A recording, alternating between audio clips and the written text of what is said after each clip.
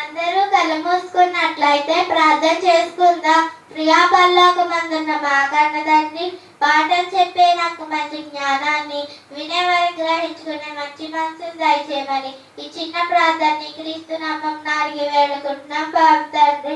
ఆమేన్. నా పేరు my name is Chava Sravya. I am studying 5th class. Today I would like to say, Uz దేశమునకు ఆ పేరు ఎలా వచ్చింది?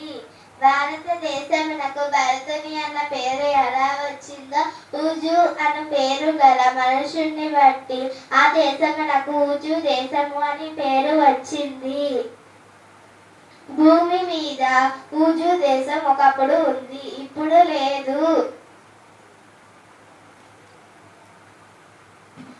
యోబు జీవితం ఊజు దేశంలో జరిగింది.